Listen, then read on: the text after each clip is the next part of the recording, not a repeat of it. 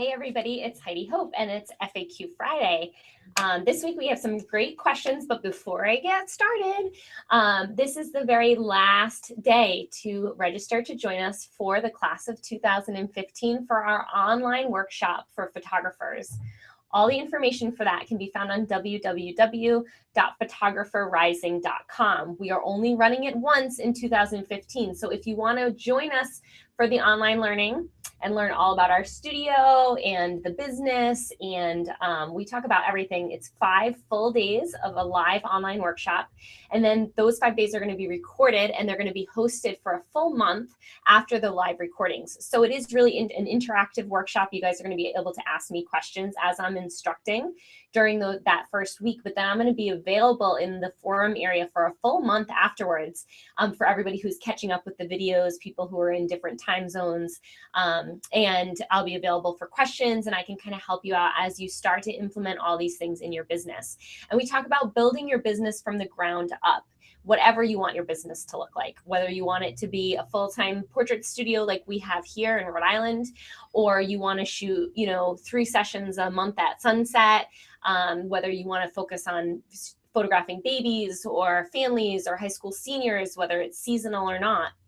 All those things, you get to decide that for yourself. And then I'm helping you build your business around those ideals that you have. And we talk about structuring pricing and policies and getting all that stuff in place so that you don't have to worry about it, so that you can run a business that you love and you can focus on your creative voice and your art, and all the things that probably drew you into pursuing a career in photography in the first place, but that often get kind of left behind or neglected when you're completely overwhelmed with the business end of things. And I know that because I've been there.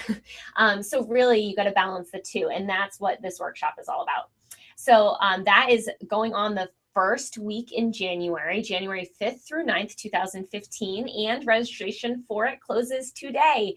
I really want to meet you, and I hope that you join us. So head on over to photographerrising.com if you'd like to be a part of this first class. Okay. Also, if you are not signed up for our newsletter for photographers, you can head on over to HeidiHope.com/learning. That's our regular learning blog where you may be watching this video if you're watching it after the fact. And all over HeidiHope.com/learning, there are sign-up boxes for our newsletter. So you just plug your email address into one of those, and you'll get our newsletter delivered to your inbox every week. And that's where I keep you up to date and give out lots of freebies, like our mini session guide that just went out a couple of weeks ago. So make sure you're signed up for that good stuff. Okay, let's get to this week's questions. So the call for questions for these FAQ Fridays goes out on our social media pages, on our Facebook fan page, on our Google Plus page, and then I'll share it to our personal walls as well. So if you want to submit a question, your question for FAQ Friday, you just need to pop into one of our social media sites on a Friday and leave your question there for me under the call for questions. There's always a fabulous picture of me. This week I was a turkey. And you just leave your question underneath. We print them all out and I'm just choose them at random. And some weeks we get to them all and some weeks we don't. If we don't get to your question this week, resubmit it for me next week because I promise I will get to it eventually. Okay, let's get started. I need a prettier bowl for my questions. I think that's what it's gonna be a little Christmas present to myself. Okay. Lynette asks, being that December is near, how do you continue to get bookings in December and January? It's extra stressful because people don't want to spend money. That is so true. So what we have always done here is because it is a kind of a seasonal business, now we specialize in newborns and babies. That's sort of how the business started. So that business, thankfully, is year round. And we have a studio space because it's super cold outside. So being in New England without a studio space, it's really tough to shoot year round unless you're going to clients' homes. But you can't be outdoors after like November. It's pretty cold out there now. So what we do is we try to make all of our money in our busy season, and we try to make sure that we have enough saved coming out of December to float us all the way through till April. So that is always our goal. Right now, what we made during our busy season, summer is kind of like May through October. We need to put enough aside that we can pay all our taxes at the end of the year invest in the business in December with whatever we need to invest in, and have enough that we could still pay, because we have employees, we have payroll, we have the overhead of a studio.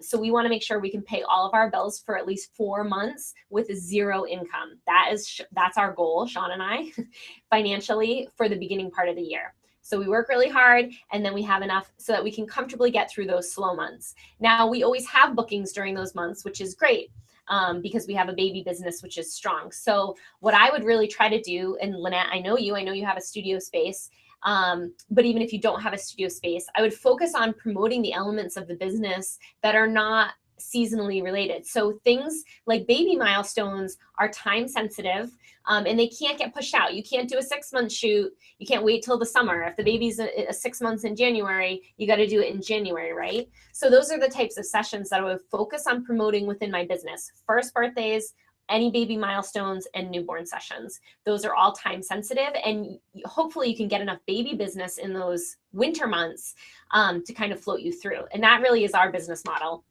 We shoot almost only babies all the way until May, essentially. And then May through October, the reason why we're so crazy is because we have all of that baby business that we always have. But on top of that baby business, we have all of our older families with older children over the summer. They want to do holiday card portraits. Then we go into fall foliage season in New England. Then we get all the holiday card stuff, which we've been crazy with for the past 2 months.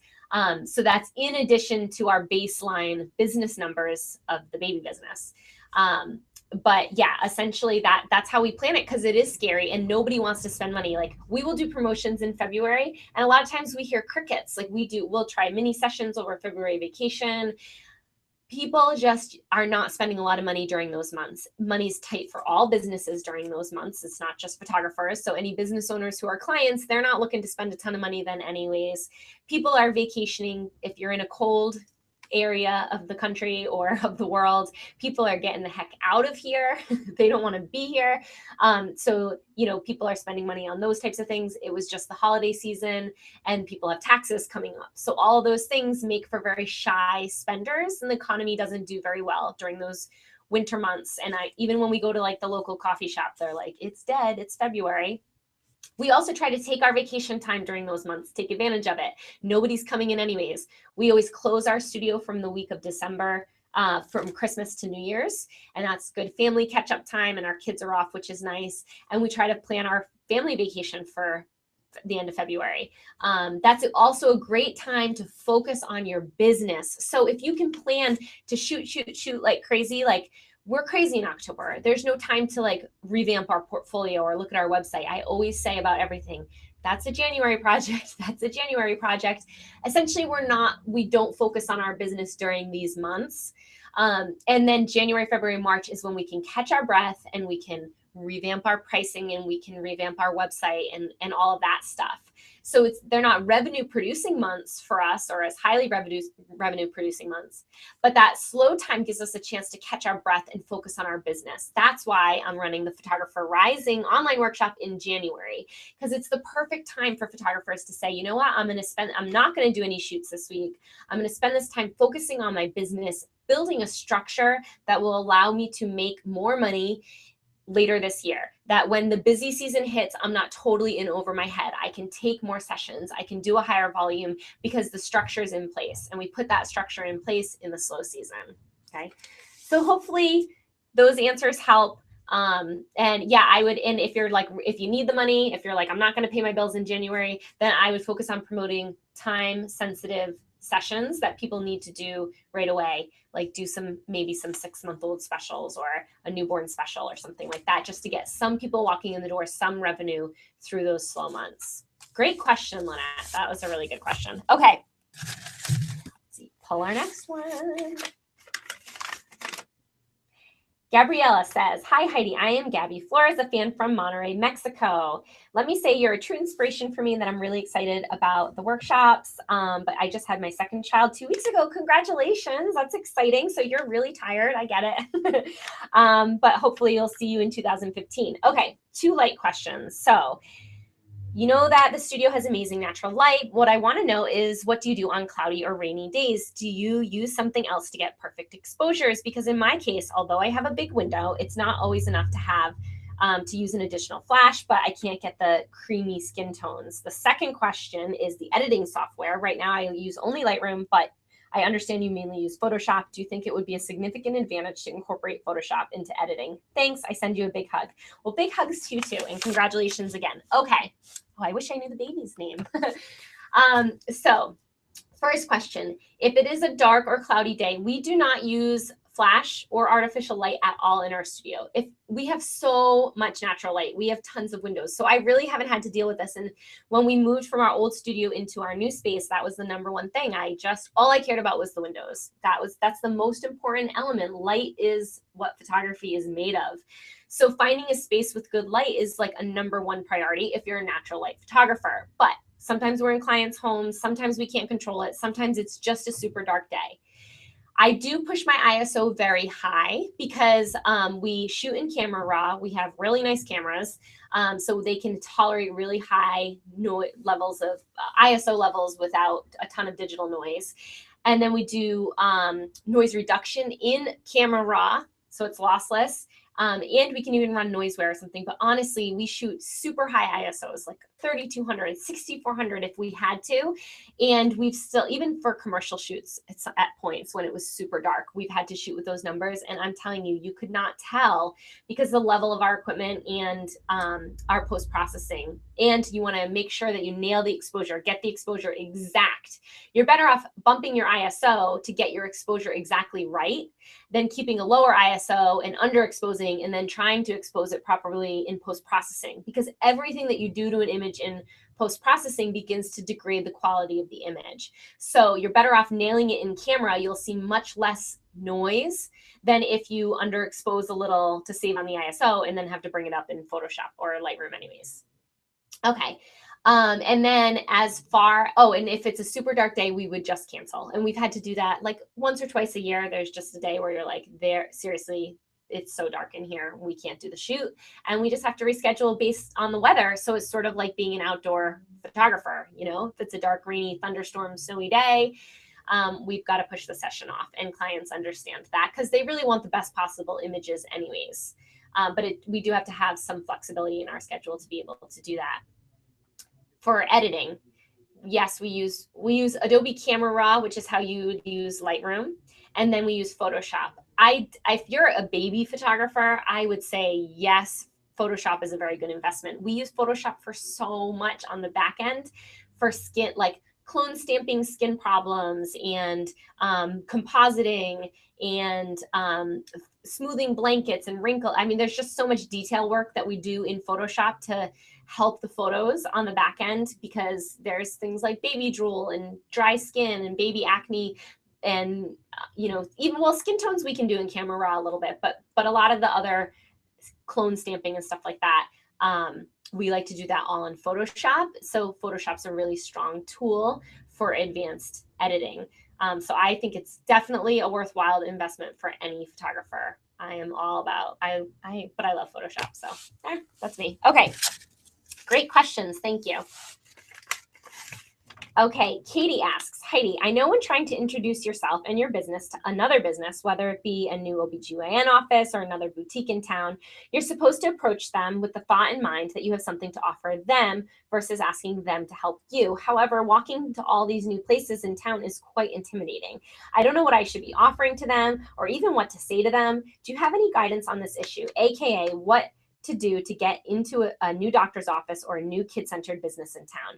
I have no idea what to do or say or offer them in an effort to get them to take me seriously and really consider my work and business. Thank you so much for your time to help. Okay, this is a great question, Katie. I'm with you. I'm not super comfortable walking into somewhere that I don't know and just being like, hey, I'm a photographer, here's my stuff, take my business card. So that's why one of my tips is developing your offer first. So when you develop an offer of what you're going to do for them, what you're going to offer them beforehand, you will know what to say when you go in. You obviously want to speak to an owner of a business, especially if it's like a boutique or something like that. If you just go to the front desk, they're going to be like, eh. And I know in my business, I'm sort of shielded. I'm in my back office, and a lot of people come in, and everyone who comes in is like, is Heidi here? And I don't have time to greet everybody who walks through the door. So that's going to happen in a lot of businesses where the owner is going to be back, and they're going to be kind of screened before they can talk to you.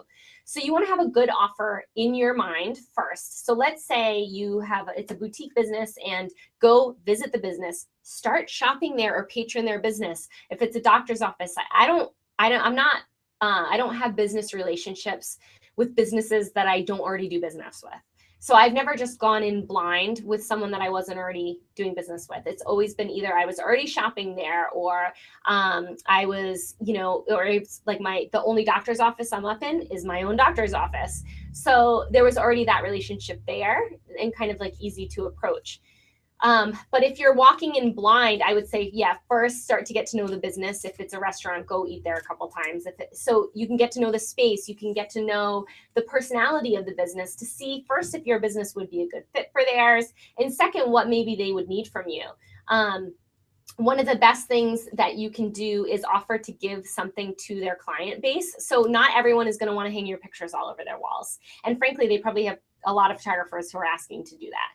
So that wouldn't be my top offer. I would say my top offer to other businesses would be gifting something to their clients. So you could offer to give a gift certificate to one, here, you could give this gift certificate to your top 5 clients or something like that. But something that you could give to their clients. So for them, they're like, yeah, okay, like this is a benefit. This is a way to make me look good to my client base, to the people that I want to impress and keep coming back to my store. So that starts to build the foundation of the relationship. And then once that relationship is in place, it's easier they want to do something in return for you. So they'll be more likely to want to promote you, to put your business cards out, or to put your work up. Certainly having a sample of work with you when you meet with somebody is a good idea. So if you walked into a business and it's the front desk and they're like, oh, so-and-so's not here right now, what can I help you with? You could say, oh, I'm a local business owner, and I would love just a couple of minutes to meet with them. Is there any way that you could schedule me in when they have some free time? And then during that time, you could kind of give this whole proposal. But I would not do that to the front desk person. I would just try to see if you could schedule a quick little meeting, couple minutes, where you could just show them your work and present your offer to them. And that would be how I would go in blindly. But ideally, I don't go in blind because I'm nervous too. I'm the same way. I feel totally uncomfortable with that. So I really like to form a relationship first and just partner with businesses that I'm already doing business with. That's like my most comfortable way of doing things. Okay, great question, Katie. Hopefully that was helpful. Okay, Megan asks, how do you handle those that don't value your work and try to get you to bend your photography policies? I rarely have an issue, but when I do, I take it so personally. I know business is business, and I wish it didn't bother me. Oh gosh, this is such a good question, Megan. And it is so timely at this time of year, because this is the time of year when photographers were feeling burnt out, we're overtired, and we're usually high volume at this point. And so when it's January and we have all this time on our hands, it's easy for us to bend our policies and to like let things go and to do a little extra above and beyond what we would normally do, because we have the time to do it. But when it's this time of year and we're trying to service so many clients, and when one person is kind of not following our policies, not following our rules, and then demanding extra of you, it really saps your resources. And unfortunately, it takes away from all the other customers who are following your policies. We put our business policies in place as a service to our customers, because by having them, it's like everyone's playing by the same rules. Everyone gets treated the same way. We do the same thing for everybody. When somebody says, I don't want to play by the rules, I want this, I need 15 extra edits, or whatever it is, where they're asking for something above and beyond what you normally provide, it can be really taxing on your business. And unfortunately, it can take you away from really valuable customers who do value your policies. Okay. So to handle them, the only thing you can do is stand firm on your policies. A lot of times we'll say, well, listen, this is our policy. We are super busy right now. We're doing everything that we can. We might have time to be able to do this in a week or two. So, they kind of they're not a high priority, but we're still going to try to get to them and take care of their needs if they're above and beyond what we normally do. So that's one thing that you can do. But as firm as you can stand on your policies, the better, because really it communicates your professionalism to your clients, and down the road there's no confusion, because the more you bend policies, the more confusing it becomes for the consumer. They don't know what to expect anymore. When they come to you again and book you again, they're going to expect the same thing. And we have had that happen before, where, if it's a client who did this 4 years ago, and now it's like every time they come, they kind of are expecting the same thing, even if our policies have changed. And so that can be a difficult situation to deal with. That is all part of customer service and being a business owner, unfortunately, and we learn a lot of lessons the hard way as we change things over time. So you do kind of have to develop a thick skin, and you do have to say to yourself, business is business. Like, you can't take everything personally. And remember, no matter how much you try, no matter how much of a people pleaser you are, because I'm one too, you're never going to make everyone happy. There are always going to be people who are just looking for a problem, who are not going to be happy no matter what you do. You could bend over backwards, give them the best session ever, and they might not be happy with it in the end, because they weren't going to be happy with anything. And that it's okay. You just have to say, in those situations, you have to say, I gave it my best effort. I did everything I could possibly do to make this perfect for the client. Admit when you're wrong, but otherwise, there are some things that you just have to let go and realize that maybe the problem isn't you. So that would be my advice for that. I know it's so difficult. I totally get you. All right. Great question. Jill asks, good morning and happy Friday. If you receive an inquiry via email and send a response but don't hear back, do you follow up? And if so, what do you say? I don't want to seem desperate, but I've been reading a lot that many bookings only come after a follow-up. I love this question. I'm glad I pulled it. It is so true. There is nothing wrong with following up, and following up is not desperate. Following up is professional. And I always think of myself as a customer, and that I am not super organized. Like, a lot of times I'll call, I want to book something, and then things get in the way, life gets in the way. We're busy, and a lot of your best clients are going to be busy professionals who are juggling a lot, and they're young. They have young kids, and so in photography, let's face it, photography is a luxury. It is not that we are selling a luxury product. We are not a necessity. This is not number one in their book of things to do. Even if they really want the pictures, there are still a lot of other things in life that they have to take care of on a day-to-day basis. Photography is not the number one thing on their mind. So I think it's totally fine to follow up, and I think it's a great service for your customers to follow up. So if they call or email, you send them your price list, whatever, and then you don't hear from them, I think give it a week or so, and you can have a whole list of everybody you've sent your pricing to, and just do a courtesy call. Even if you're just leaving a message and you don't make actual contact, and just say, it's Heidi from Heidi Hope Photography. I sent my pricing over for you last week. I just wanted to check in, see if there were any questions that I could answer for you, and if you wanted to discuss our availability, or if I could help walk you through the booking process. Super simple and easy. And it just shows really good customer service. And a lot of people say that about our business, that a lot of times they book us just because we call them back, because you don't realize how many photographers are not on top of their business like that. And which is, everyone runs a different model, and we're lucky to have a whole team here to help us with it. But some people want to do business with that level of service, and those are the clients who come to us. So I think that's something that can set you apart within your market, because it's really lacking in the industry in a lot of places. So getting back to people right away, calling or emailing as a follow-up, as a courtesy, is all really great. And I feel like I was going to say something else, but I just forgot what it was. I don't know. Sorry. Okay. Well, hopefully that answer did it. We're almost there. I think I'm going to get through all of them this week. This is a long one. I hope that you're enjoying. Okay. Shannon asks, I'm wanting to start a blog, but trying to figure out what the best sites for blogs would be that are free. I know blogs help tremendously with SEO, as I learned from a certain someone this year. Oh, that was me. Shannon was at our in-person workshop, which was so much fun. Okay. And you need to figure out the best and easiest way to get started. Okay. So Shannon, what I first did, the first blog I had HeidiHope.com, and then I created a blog on Blogspot. I don't even know if that is still around, blogspot.com, but that wasn't my own domain name. So what I ended up doing was installing a WordPress site onto my website. So, so you could go to HeidiHope.com, and that was my flash site. And then HeidiHope.com/blog was WordPress installed on that URL.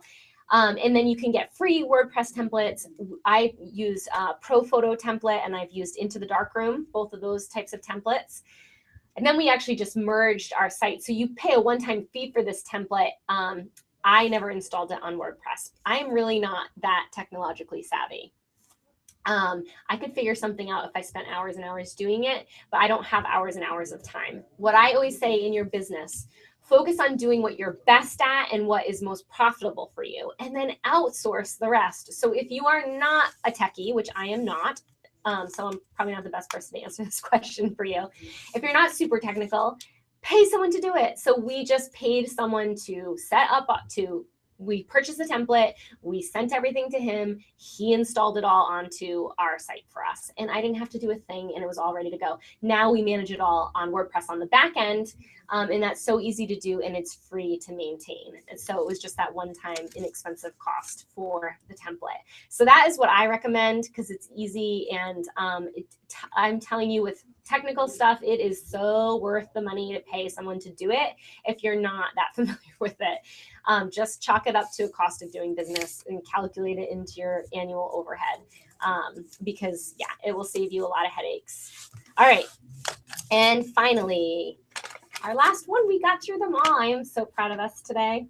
Okay, Christine Robin Photography asks, I'm excited to have a client interested in trying your newborn hammock pose. Can you please advise where you buy the slings or scarves you use? I definitely want to be sure I'm using one that's the right size, width, and length. Thank you so much, and happy Friday. P.S. Related to doing the sling pose, I'm wondering if you think it's feasible that I use a tripod so I can be the third spotter with mom and dad, or should I have 3 sets of hands on deck, not including me? And are mom and dad qualified to be 2 of the spotters? Thanks for your thoughts. Hope I can pull it off. Love that pose. So Christine, also, I got to see her in person at a workshop too. So she has seen us demonstrate this pose, which I do recommend. And I always say it's a 4-person pose, because there needs to be 2 people holding the hammock on either side, somebody holding the baby underneath, and then the photographer. So the baby's being held at all times. So this is the shot where the baby's hanging in the sling. Okay, that is a composite, meaning it was multiple images taken, and then all the hands were photoshopped out. So they're holding the baby in different places, but the baby is always being held. We are never hanging a baby out in the open. Okay, so what Christine is asking is what size scarf, and could we do this with mom and dad being the holders? So for the scarves, let me get a scarf. Let me get a visual, because I happen to be in the newborn room.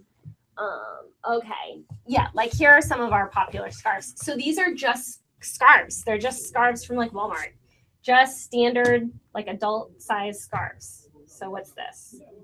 Okay, it's wide and it's really long like that. I love scarves. So this is like, okay, if you're a newborn photographer, this is like the #1 prop that I would recommend getting, scarves. This size scarf is an amazing swaddle. You could swaddle like a 3-month-old in this, and they would still stay wrapped up nice and tight, because it's really, you need a big swaddle for a 3-month-old. It works great for a newborn. It's a great basket stuffer. It's a hammock. You can do all sorts of things. So yeah, I am all about it can even be a wrap, a maternity wrap. Like if you like the pattern, look at that. Okay, so invest in scarves, and these are probably all different sizes. They're from all different places, but like this one's wider, so I would fold it in half. But go to Target, Walmart, the Gap, like anywhere, everywhere sells scarves. So any adult scarf is good. And if it's super wide, I would just kind of fold it in half. So and the wider it is, you're going to see more of it behind the baby, and the more narrow it is, then you'd see less behind the baby. But I wouldn't go any more narrow than like that's even too narrow right there. So that's probably 8 inches, and it's too narrow. So I would go like, I don't know. I wouldn't go more narrow than maybe 12 inches, so that you have plenty, the baby has enough surface to be like held in. You want it to fold up kind of around them to really hold them in snug. So could we use a tripod? So you could set up your camera with the tripod, and you could be the third person holding the baby with mom and dad, and that would be totally fine. And I would definitely trust mom and dad to do it. You just really want to explain to them beforehand exactly what they need to do. And you can even have them practice lifting like without the baby, just like you know, have them kind of practice it. But you're going to be holding the baby essentially the whole time anyways, if you set a tripod up. So you could do that. Honestly, it's going to be difficult though. I really would recommend trying to have a third person there. So anyone that you can get to, you know, maybe there's a grandparent, or you can have an assistant there with you. Just pay a high school kid, you know, whatever, you know, $10 an hour, have them come for 2 hours and just assist you. It's totally worth it.